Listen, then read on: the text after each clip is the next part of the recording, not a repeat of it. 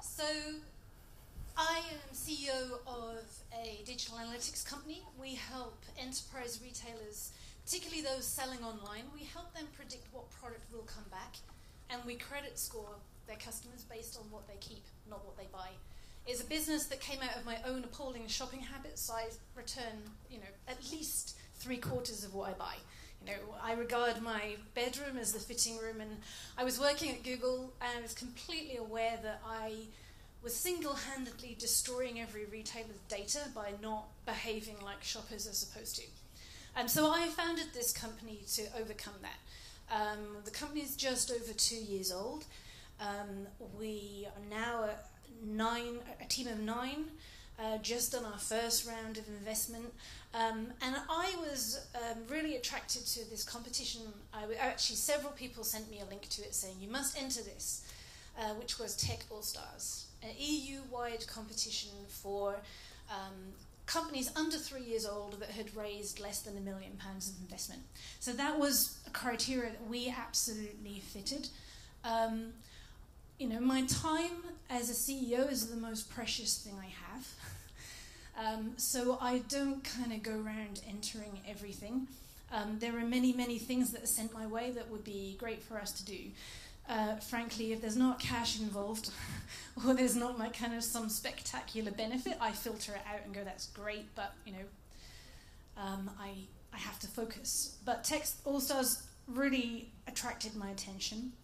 There were 12 places in the final of this competition, and my ego really kind of liked the idea of a competition where I could get to be the best top tech startup in Europe. Forget this female entrepreneur in Europe, it's like the best, full stop. I kind of like that, because I'm slightly competitive. So I think about 400 or 500 companies entered, many of whom had been through incubator programs already. So this wasn't startups that were kind of really, really fresh to the idea of pitching and fresh to the idea of raising investment and business model. These were people that had been through those programs already. So our company got to the final 12. I think I was the only female there, wasn't it? Actually, there was a company that had a female on the leadership team, but I was the only female CEO there. But so I was even more determined to kick their asses, frankly, which I did. And it was a really, really good use of time. Not just in terms of actually winning, and although that's great, but in terms of the program. This may seem really boring to some of you, but having been somebody who had just gone through an investment round, we spent 2 hours with lawyers, investors, and an entrepreneur dissecting a term sheet. Seriously, the most useful 2 hours of my entire life, having line by line spelled out why this bit of the term sheet was going to turn around and bite me on the arse in 2 years' time. Sorry, I swear a lot, especially when I'm nervous. And that was amazing. And I also I thought I was quite good at pitching, because I'd taken the very startup approach of, well, we've got no money, everybody, it's your job to go out and enter every competition and win some. And mostly the way you win money as a startup is going out and doing a good pitch, and then somebody gives you some money, and it's great. So I thought I was quite good at that, but this was in a whole other league, because this was VC-led panels specifically telling you what they were looking for with half the amount of time that we'd usually have, and it was really, really constructive use of the time. So regardless of winning or not, I'd really recommend any kind of startups in the room that fit the criteria to go for it, because it actually is a very, very good quality program to be on. And it fell for us at exactly the right time. I think one of the reasons I'd hesitated perhaps whether I should even go for it was because we were starting to try and train ourselves out of the startup mentality. In fact, we have a big thing written across one of our walls, which is we are not a startup. Because I think there comes a point where you kind of have to grow up and get on with it. And so I was actually almost kind of nervous about, do I want to go for another startup thing? But it really helped. It helped at the moment in time that we were, which was post one round of investment, starting to prepare for the next, and particularly starting to look at, are we ready to export to the US? Could we raise money in the US? Will we just go and get beaten up by the big boys if we go to the US?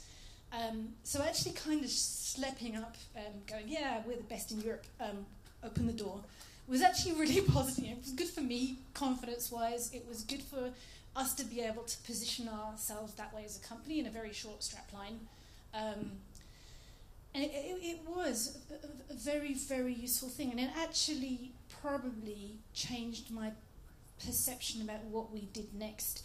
I think it did kill we are the end of a startup. We are now a scale-up.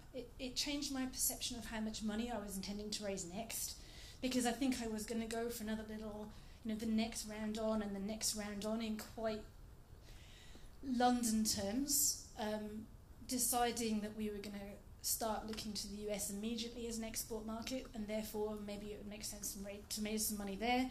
Therefore, maybe we should do that in US numbers as opposed to London numbers. And on that model, whereas instead of me kind of having to go through, I've made X many contracts and I'm making X much revenue, it's like, I'm going to get this many deals in and I'll make the revenue when I'm good and ready. Yeah, they laugh when you say that anyway. So, but saying it with confidence really does help. And that was what this whole exercise was. I think it was very good for my personal confidence, the confidence of us as a company, and I would heartily recommend it. And a few weeks back, somebody who will remain nameless tweeted out, "Does anybody know any female entrepreneurs? Who are the top female entrepreneurs in tech?" I just tweeted back, said, "Excuse me, top entrepreneur, full stop." That's great. Thanks. Just a final remark. No, stay here. We have 3 minutes, so I'm going to spend them with you. So, clear returns. Mm-hmm. Where are you on what you say? You are looking at US. How much money did you raise? How many people? Give us some good information to understand where you are, what kind of progress. So we are 9 people on the payroll. I could double my development team tomorrow if I could afford to, and that's why I'm not stopping still on the investment front. It's slightly different because we're in a B2B model as opposed to B2C. So I have to validate my business model and the fact that enterprises are willing to pay for my service. Yeah. So I can't kind of go give the software out willy-nilly and grow, get a user base and worry about the business model later. I've got to validate that the enterprises are prepared to pay for this and they're seeing business value and ROI. So it's very much driven by signing up retailers of the correct scale from the correct categories. We've actually been quite early in that we've signed up contracts across several sectors as opposed to going deep into the sectors to prove there's interest from different parts of the market to show that it's got a broader base than simply one subcategory of retailer. So we've been going after those KPIs very hard. So I'm measuring it on number of paid contracts signed up. But yeah, the money raised, if I judged our performance on money raised to date, I would probably say we've been a failure. But that's because I've been quite canny in finding money down the back of the sofa wherever possible. We have taken advantage of R&D money where it's been available. We have taken Angel. We've funded it from Scottish investment banks. So we did some stuff on a convertible loan. So we've been very good at making not very much money go a really long way, but that going forward would constrain our growth. Now we have to scale and we have to fund that correctly, which is one of the reasons, I've found that a faster, smoother conversation to be having in the US than I have found in Scotland where we're based or in London. Scotland is the UK, right? It is. I will make no comment on that. Thank you. Another big round of applause to Victor. Thank you.